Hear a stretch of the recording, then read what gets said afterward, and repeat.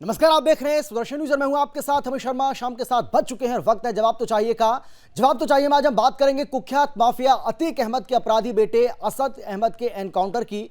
जो असद उमेश पाल हत्याकांड में मुख्य आरोपित था, जो अतीक यूपी की कानून व्यवस्था को अपने अब्बू की जागीर समझता था, उस अतीक को योगी राज में मिट्टी में मिला दिया गया। उमेश पाल हत्याकांड के बाद जब योगी सरकार पर विपक्ष ने सवाल उठाए थे, तब विधानसभा में सीएम योगी ने गर्जना की और उनकी जो गर्जना है उसको सभी ने सुना भी था। सीएम योगी ने कहा था कि माफिया कोई भी हो, हम उसे मिट्टी में मिला देंगे। उसके बाद योगी सरकार के न्याय चक्र का पहिया ऐसा घूमना शुरू हुआ कि यूपी पुलिस ने पहले उमेश पाल हत्याकांड के आरोपी अरबाज और उस्मान को एनकाउंटर में मार गिराया, लेकिन न्याय अभी अधूरा था। अतीक का बेटा और उमेश पाल हत्याकांड का मुख्य आरोपी असद अभी भी पुलिस की गिरफ्त से बाहर था, लेकिन असद शायद ये भूल गया था कि यूपी की सत्ता पर भगवाधारी योगी बैठा है। 13 अप्रैल को झांसी में असद और उसके शूटर गुलाम मोहम्मद का यूपी एसटीएफ ने उनका आमना सामना होता है। और यूपी एसटीएफ से जब आमना सामना होता है तो फिर क्या होता है ये भी आपको हम बताएंगे।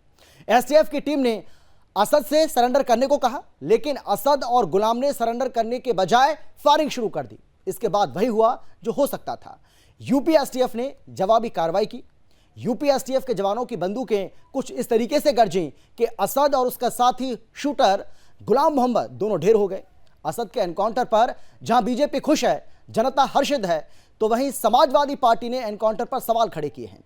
समाजवादी पार्टी के मुखिया अखिलेश यादव ने एनकाउंटर टीम की जांच की मांग की है। आज हम बात करेंगे कि माफियाओं के खात्मे पर विपक्ष परेशान क्यों है। क्या उन पुलिस के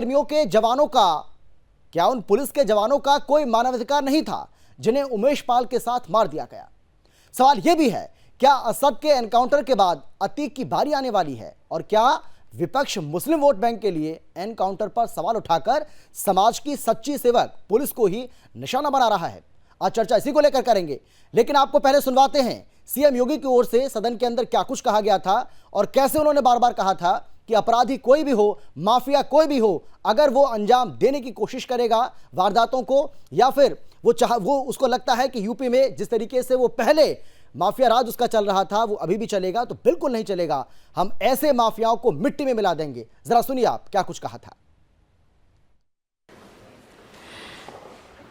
आखिर ये पाले किसके द्वारा गए हैं?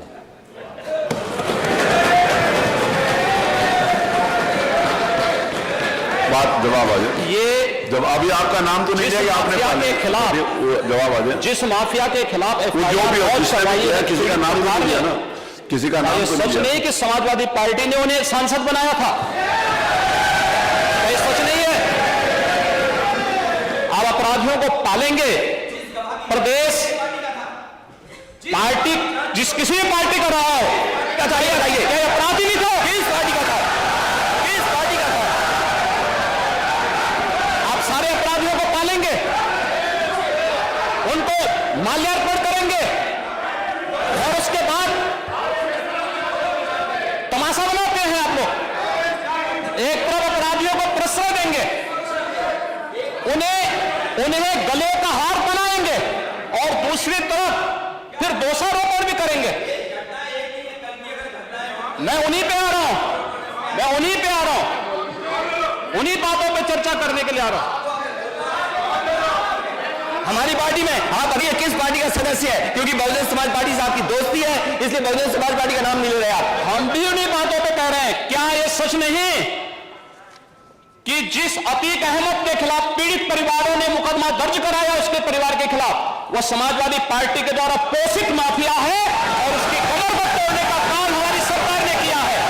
और फिर मैं कह रहा हूं, इसे हम इस माफिया को मिट्टी में मिला देंगे।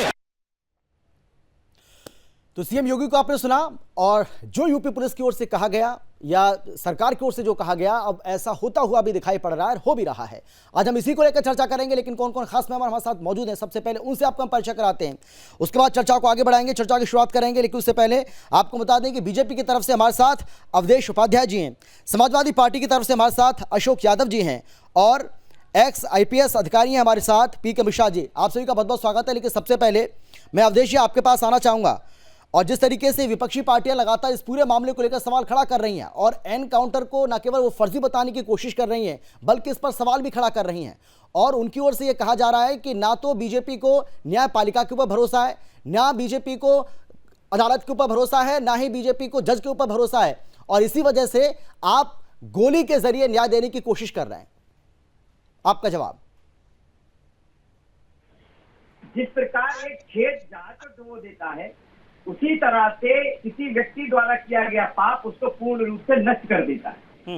और जिसका उदाहरण आप देख सकते हैं उत्तर प्रदेश में, जो आज बिलबुला रहे हैं असद को लेकर। असद कोई सेलिब्रिटी नहीं है, असद एक कुख्यात अपराधी है जिसने 24 फरवरी को उमेश पाल और उसके साथियों को मारा है। उसके हत्या के आरोप में आरोपी है वो, उसका आज एनकाउंटर हुआ है। तो आज ये बिलबुलाए हुए हैं। देखिए, प्रदेश की जनता सब देख रही है किस तरह से अखिलेश यादव ने ट्वीट किया। आपने पढ़ा है, ट्वीट पढ़ा होगा आपने, ये झूठा एनकाउंटर है। अरे भाई, एक बात बताइए, आपकी सहानुभूति एक कुख्यात अपराधी के लिए तो है, लेकिन जो उमेश पाल खत्म हुआ उसके परिवार के प्रति सहानुभूति नहीं दिखाई दी अखिलेश यादव को। आज एक कुख्यात अपराधी को जब एनकाउंटर हुआ है तो बिलबुला उठे हैं, बिलों से बाहर निकल आए हैं। मैं आपको बता दूं, कल एक बिजनौर में भी एनकाउंटर हुआ है, याद होगा, आदित्य राणा का। उस पर तो अखिलेश यादव जी नहीं बिल बुलाए, समाजवादी पार्टी का कोई नहीं बिल बुलाया, क्योंकि वो भी कुख्यात अपराधी था। लेकिन असद के ऊपर सब बिल बुला के बाहर निकल आए हैं। भाई, ये कैसी सहानुभूति है आपकी? आखिर क्या रिश्ता है आपका असद के साथ, असद के पिताजी के साथ, जो आप इतने बिल बुला रहे हैं? इतने बिल्कुल एक्साइटेड हो चुके हैं कि उसके लिए आप ट्वीट कर रहे हैं। आदित्य राणा भी मारा गया, उसके लिए भी ट्वीट करना चाहिए था अखिलेश यादव को। सभा प्रवक्ता बैठे हैं अशोक यादव जी, पूछिए। ठीक है, जवाब लेते हैं अशोक जी। अशोक जी, इस बात पर जवाब दीजिए जो अवधेश कह रहे हैं। ठीक है, जवाब ले लेते हैं। अशोक जी, जो अवधेश कह रहे हैं कि भाई जो माफिया हैं, जो अपराधी हैं, उनके प्रति जो सहानुभूति आप जता रहे हैं, उनके प्रति तो आप सहानुभूति जता रहे हैं, लेकिन उमेश पाल के जो परिवार है, जो पीड़ित परिवार है, उसके प्रति भी जरा आप सहानुभूति जता देते। राजू पाल के परिवार के प्रति भी जरा आप सहानुभूति जता देते। लेकिन अपराधी और माफियाओं के प्रति इस तरीके की सहानुभूति जताना, आपको लगता है कि समाज में इसका गलत मैसेज जाता है? अखिलेश यादव की ओर से जल्दबाजी में जो ट्वीट किया गया वो ठीक है क्या? जिस वक्त माननीय मुख्यमंत्री जी विधानसभा में ये बोल रहे थे कि माफियाओं को मिट्टी में मिला देंगे, उसी वक्त प्रदेश में एक नैरेटिव क्रिएट हो रहा था कि स्वजातीय माफियाओं को छोड़कर, ठीक है। और देखिए, जब सरकार संविधान से चलती है और सारा देश संविधान से चलता है, और न्यायालय इस देश में है। आप ये बताइए कि अगर पुलिस ही सारे जो है जुर्म की सजा, कई बार समाजवादी पार्टी के बड़े बड़े नेताओं ने, कई बार अखिलेश यादव ने भी कहा है कि आतंकवादी का, अपराधी का ना तो कोई धर्म होता है ना उसकी कोई जाति होती है। अब आप देखिए, आप माफिया के अंदर, अपराधी के अंदर भी आप धर्म देख रहे हैं, उसकी जाति देख रहे हैं। ये आप देखिए अमित जी, यानी कि आप अपनी बात पर नहीं टिकते हैं। जो आप कह रहे हैं, जो आप कहते हैं, आप उसी बात पर नहीं टिक रहे हैं। आप एक अपराधी, एक जो माफिया जिसका एक खौफ था किसी जमाने में, पूरे सूबे के लोग उससे थर थर कांपते थे, आज वो खुद कांप रहा है, वो एक अलग बात है। लेकिन आप किस तरीके से उसका बचाव कर रहे हैं और आप उसकी जाति बताने का काम कर रहे हैं, आप उसका धर्म बताने का काम कर रहे हैं, ये अच्छी बात नहीं है। अमित जी, मैं आपसे पूछना चाहता हूं, इस प्रदेश में क्या मुख्तार और अतीक के अलावा कोई माफिया नहीं बचा है? मुख्तार अतीक के अलावा कोई माफिया नहीं बचा है? ब्रजेश सिंह कौन है? धनंजय सिंह कौन है? सोनू सिंह, मोनू सिंह कौन है? ये सब कौन है ये लोग? क्या प्रदेश में सिर्फ 2 ही माफिया बचे हैं?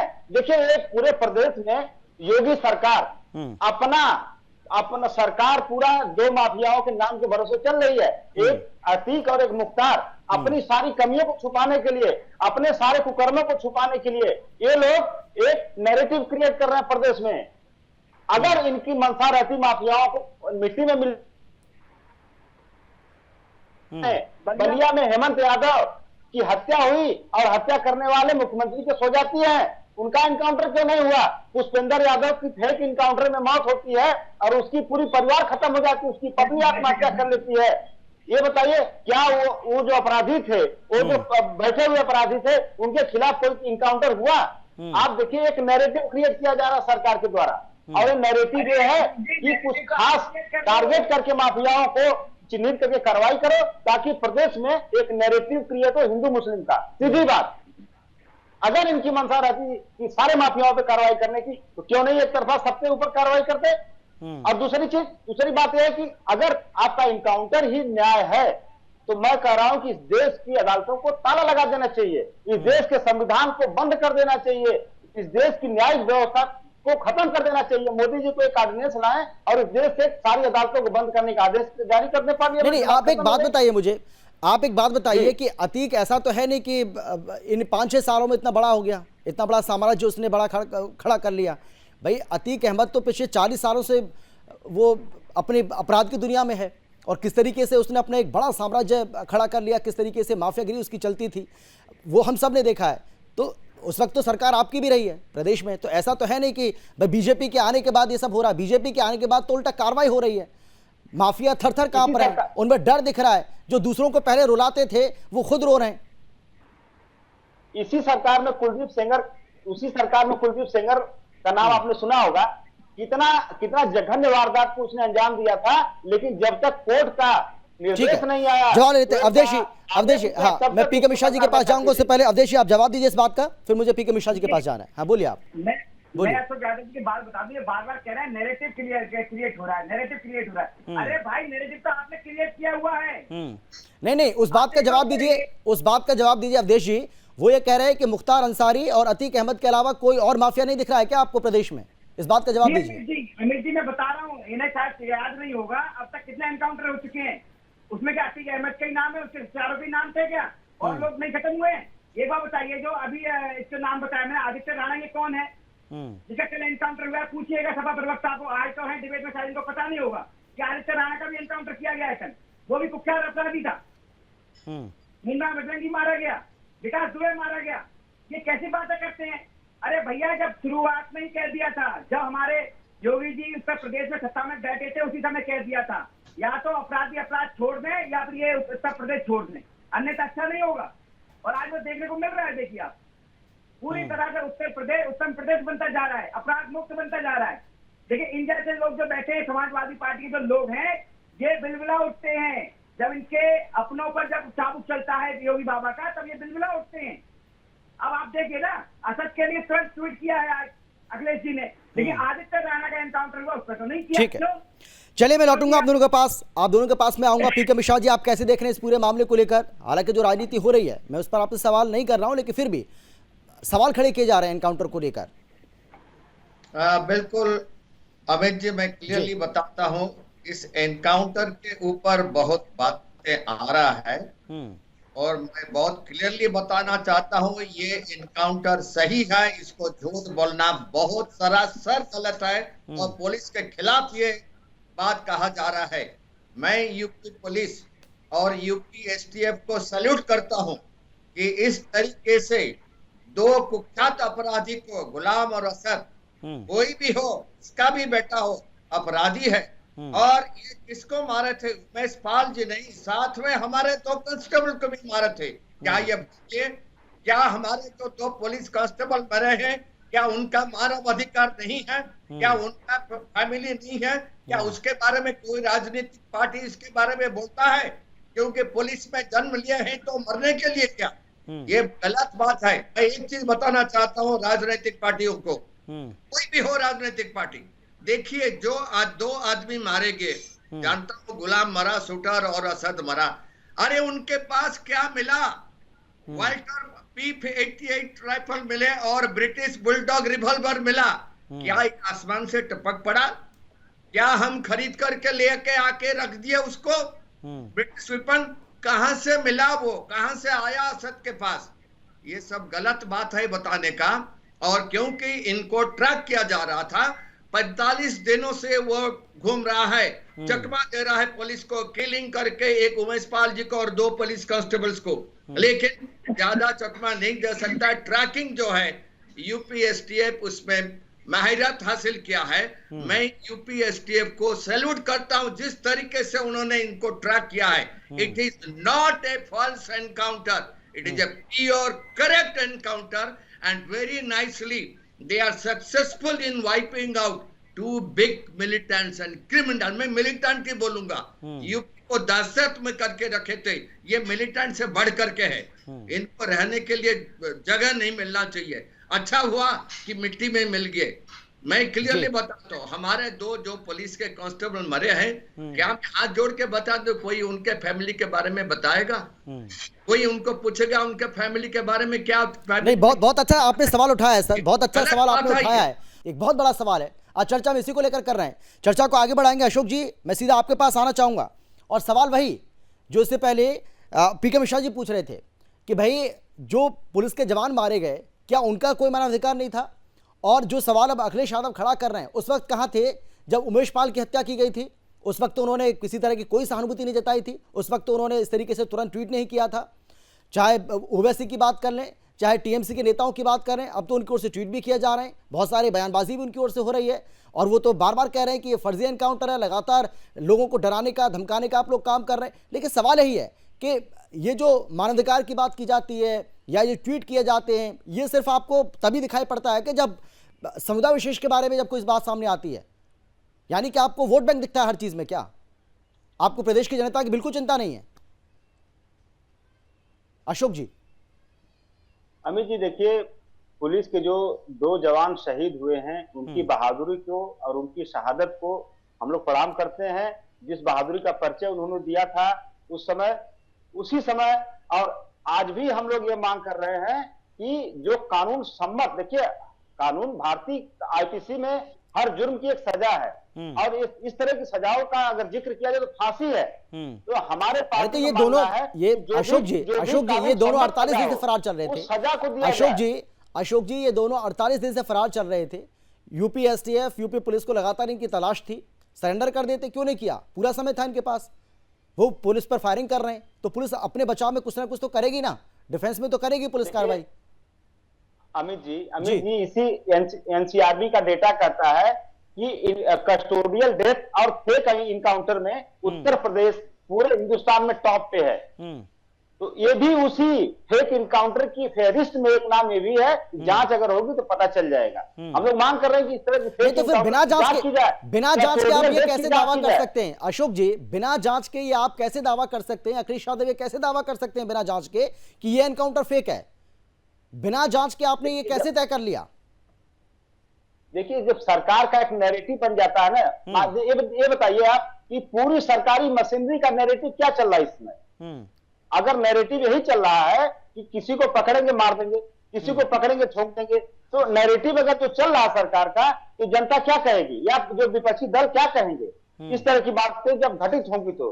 और देखिए, इस तरह की चीजें आपको टीआरपी बढ़ाने में या राजनीतिक दलों को बढ़िया बोलने नहीं, ये तो आप भी चाहेंगे ना। लेकिन अशोक जी ये तो आप भी चाहेंगे, आपकी पार्टी भी चाहेगी कि प्रदेश से माफिया राज खत्म हो, प्रदेश से गुंडा राज खत्म हो, ये तो आप भी चाहेंगे। बिल्कुल, सब चाहते हैं, प्रदेश की जनता भी चाहती है, यूपी की जनता भी इस बात को चाहती है। तो फिर सवाल क्यों खड़ा कर रहे हैं आप भाई? अगर आपको लगता है, नहीं, अगर आपको लगता है कि एनकाउंटर्स जो हैं वो फेक हो रहे हैं तो जांच होने दीजिए, उसके बाद दूध का दूध पानी का पानी हो जाएगा। लेकिन उसके पहले सारी बातें कह देना और इस तरीके से एक माहौल क्रिएट कर देना कि भाई जो कुछ हो रहा है बहुत गलत हो रहा है, अन्याय हो रहा है, ये तो ठीक नहीं है। अमित जी फिर मैं आपसे यही निवेदन करूंगा और ये कहूंगा कि आप लोग कृपया एक जिम्मेदारी का परिचय देते हुए इस तरह के इनकाउंटर को सराहना बंद कर दीजिए, निवेदन कर रहा हूं मैं, क्योंकि इस देश में अदालतें हैं। हमारे और तालिबान में क्या अंतर रह जाएगा? अगर वो भी पत्थरों से मार मार के किसी की हत्या कर देते हैं, हमारे यहाँ भी अगर गोली से मार दिया जाएगा, तो हमारे देश में और तालिबानों के बीच में क्या अंतर रह जाएगा? हमारे देश की मजबूत न्याय बात सही है, आपकी बात से मैं सहमत हूं, है। मैं आपकी बात से सहमत हूं, आप जो कह रहे हैं बिल्कुल सही बात है। लेकिन मैं वही तो आपसे कह रहा हूं कि वो तो 40 साल से चल रहा था ना ये सब, लेकिन अभी तक तो कुछ हुआ नहीं। क्या हुआ बताइए ना आप? अब जब से यूपी में बीजेपी की सरकार आई है, योगी सरकार आई है, उसके बाद से ये सारी चीजें नहीं तो मौज कर रहा था, उसके हाथ लगा सकता था क्या कोई? बताइए आप, अतीक अहमद के ऊपर कोई हाथ डाल सकता था क्या? इसके पहले नहीं डाल सकता था, ये बात आप भी जानते हैं। और वो तो आरोप लगा रहे सीधा कि आपने ही उसको फलने फूलने दिया है, आपने उसको पोषित किया है। अमित जी, आज प्रदेश में कम से कम 10 ऐसे माफिया हैं जिसका नाम समाजवादी पार्टी गिनाती है, रोज गिनाती है कि ये माफिया फला फला फला फला माफिया सरकार द्वारा पोषित किए जा रहे हैं, उनकी जमानतें हो जा रही है, ऐसी व्यवस्था सरकार बना दे रही है। जो प्रोसिक्यूशन होता है, सरकार कुछ ऐसे माफियाओं का प्रोसिक्यूशन लूज कर देती है ताकि उनको अदालतों से आराम से जमानत मिल जाए। ऐसे माफियाओं की संख्या प्रदेश में समाजवादी पार्टी के जवाब दीजिए। हाँ, अवधेश जी कुछ कहना चाह रहे हैं, अवधेश जी जवाब दीजिए। कर रही है अपराधियों को, पहले मैं बता दूं, मैं उत्तर प्रदेश में जो सरकार है वो कोशिश नहीं कर रही है, वो तो उनको बाहर कर रही है उत्तर प्रदेश से। कोशिश तो आपकी सरकारों ने किया था उनको। अच्छा एक बात बताइए, इतनी पूरा मतलब इतनी देर हो गई डिबेट करते हुए, चर्चा करते हुए, इन्होंने एक बार भी ये नहीं कहा कि असद जो है आरोपी है, अपराधी है, जबकि सरेआम की वीडियो आई है, जो सीसीटीवी के फुटेज आई है, किस तरह से उसने 24 फरवरी को प्रयागराज में एक हत्या की, 3 हत्याएं की उसने, और उसके आरोप में वो फरार था और आज पकड़ा गया, उसका एनकाउंटर किया गया एसटीएफ द्वारा। इन्होंने एक भी अपनी लाइन में ये नहीं कहा कि असद जो है अपराधी था। उसको बचाने के लिए नए नए तरीके लेकर आ रहे हैं कि वहां ये हो गया, वहां ये हो गया, वहां ये अपराधी। अरे भाई मैंने पहले ही बता दिया, उत्तर प्रदेश में कोई भी अपराधी छोड़ा नहीं जाएगा, जो अपराध करेगा उस पर कार्रवाई होगी। और एक बार बताइए, 5 लाख का इनाम था इस पर, असद पर 5 लाख का इनाम था, और पुलिस इसकी इसके पीछे पड़ी हुई थी ढूंढने के लिए, और उसका ये बचाव करने के लिए ऐसे करने जाए, बहुत बड़ा सेलिब्रिटी था वो, उससे बड़ा कोई सेलिब्रिटी ही नहीं है हमारे देश। ठीक है अशोक जी, एक छोटे से जवाब जो अवधेश जी आपसे पूछ रहे हैं कि असद, ये तो आप मानेंगे ना कि असद अपराधी था, गुलाम अपराधी था, ये तो आप मानेंगे ना, क्रिमिनल थे दोनों? इसमें 100% सत्यता, इसमें कोई डिनाई नहीं कर रहा अमित जी, लेकिन हम लोगों की यही मांग है कि कानून सम्मत सजा होनी चाहिए हर जुर्म की। ठीक है, लेकिन पीके मिश्रा जी, पीके मिश्रा जी, आप इस चीज को कैसे देख रहे हैं कि एक इमेज बनती जा रही है यूपी सरकार की, हम बात करें यूपी सरकार या यूपी पुलिस की, तो कहीं ना कहीं ये जो नैरेटिव है वो अब आगे बढ़ता हुआ दिखाई पड़ रहा है, जिसमें ये कहा जाता है कि ठोक दो की नीति चल रही है, बुलडोजर की कार्रवाई चल रही है, बुलडोजर की नीति चल रही है, और ये जो अब मिट्टी में मिला देने वाली जो बात जो कही जा रही है, तो मतलब ये कहा जा रहा है कि भाई जो कानून का राज स्थापित करने की जो बात की जाती है ना, उसको कहीं ना कहीं ठोक दो, मिट्टी में मिला दो, बुलडोजर चला दो, इन सबसे चलाने की कोशिश की जा रही है प्रदेश को। देखिए अमित जी, मैं क्लियरली बताना चाहता हूं जी, न्यायपालिका के ऊपर सब पूरे देश को और पूरे स्टेट को भरोसा है और पुलिस को भी भरोसा है। हम चाहते हैं कि जो भी अपराधी है वो जरूर पकड़ा जाए, या तो पुलिस से पकड़ा जाए या तो वो सरेंडर करे, और न्यायपालिका में इसका पूरे जांच हो, पुलिस का छोड़िए, स्टेट गवर्नमेंट इसका जांच करे और न्यायपालिका में उसका इंक्वायरी हो और वहां उसको पनिशमेंट मिले या उसको छोड़ दिया जाए। जो पहुंचेगा ही नहीं जी, जो सरेंडर ही नहीं करेगा, जो पुलिस के ऊपर फायर करेगा, जो पुलिस को मारेगा, फिर वो कैसे न्यायालय में पहुंचेगा? न्यायपालिका क्या देंगे? वो तो पहले ही पुलिस के ऊपर फायर कर रहे हैं और वेपन्स लाते हैं, तो वो तो जब मारे जाएंगे तो this called pure encounter in defence. जब आप डिफेंस में आपको चलाना ही पड़ेगा।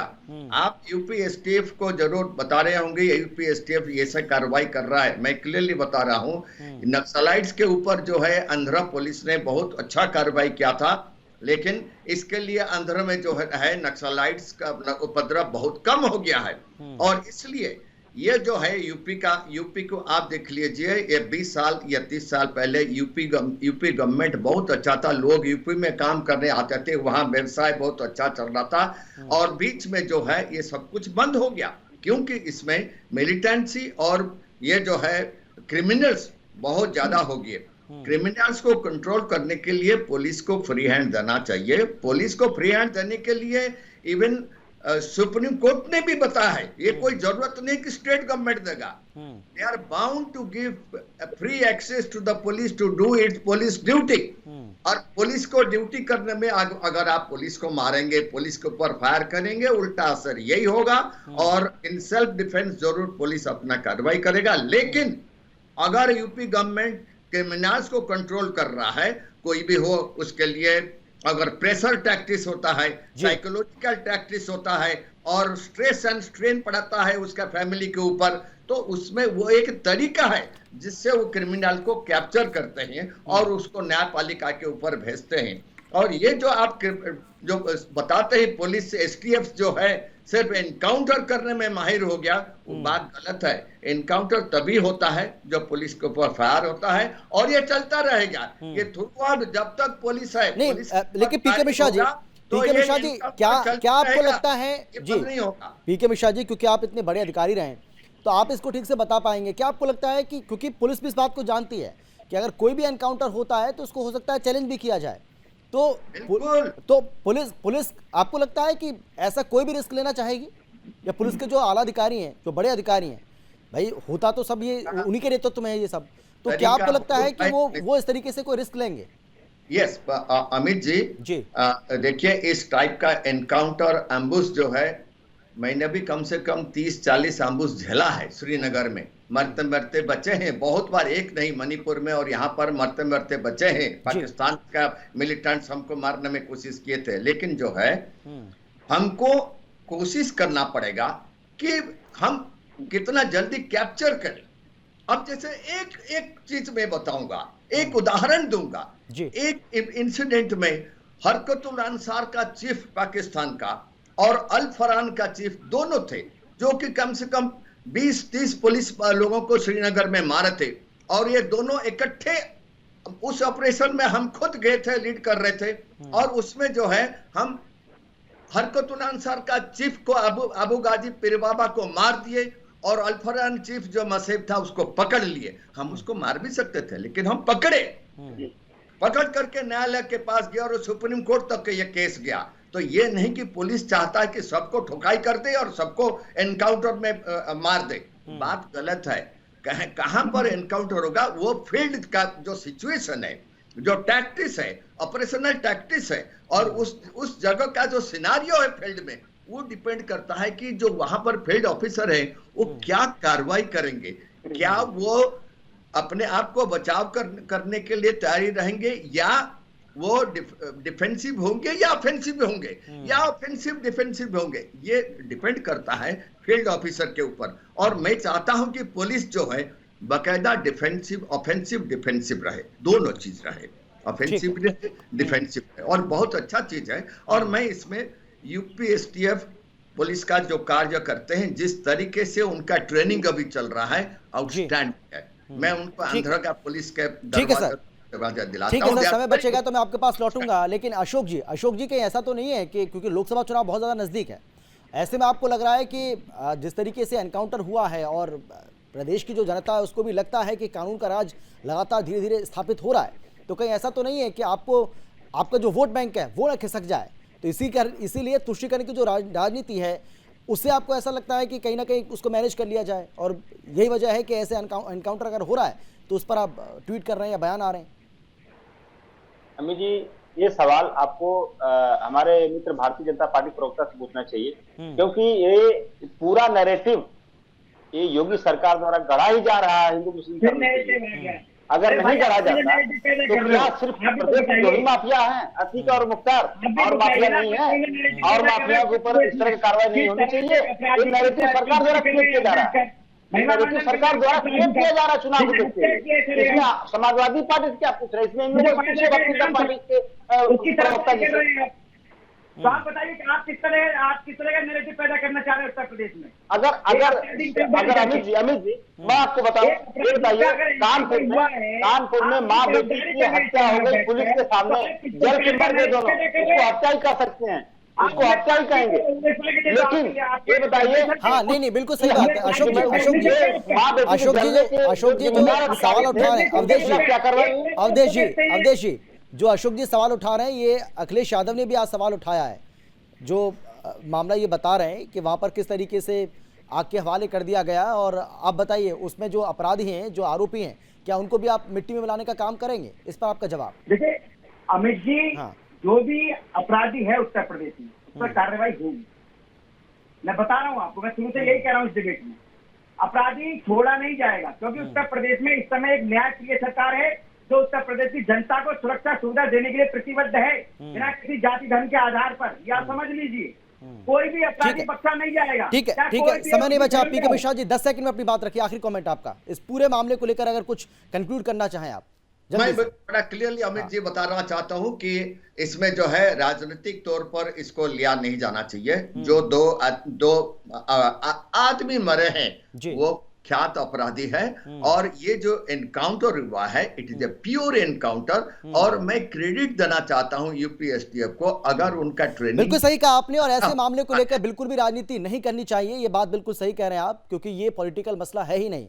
इसको अगर पॉलिटिकल मसला कोई बनाने की कोशिश कर रहा है तो इसका मतलब यह है कि वो अपनी राजनीति की पूर्ति के लिए ऐसा करने की कोशिश कर रहा है। बहुत धन्यवाद आप सभी का हमारे साथ जुड़ने के लिए, चर्चा में शामिल होने के लिए। लेकिन आश्चर्य की बात यह है कि जो डराते थे वो अब डर रहे हैं। जिस इंसान से पूरा सूबा कांपता था वो अब खुद कांप रहा है। जो लोगों को रुलाता था आज वो खुद रो रहा है। हालांकि इस एनकाउंटर को फर्जी बताकर राजनीति भी हो रही है, लेकिन इन सब के बीच सच ये भी है कि सभ्य समाज में एनकाउंटर नहीं होना चाहिए। लेकिन सवाल यह भी कि क्या सभ्य समाज में ऐसे माफियाओं को फलने फूलने देना ठीक होगा? जवाब है बिल्कुल नहीं। सवाल यह भी है कि क्या असद के एनकाउंटर के बाद अतीक की बारी आने वाली है? फिलहाल इतना ही, लेकिन देश और दुनिया की बाकी खबरों के लिए आप देखते रहिए सुदर्शन न्यूज। नमस्कार।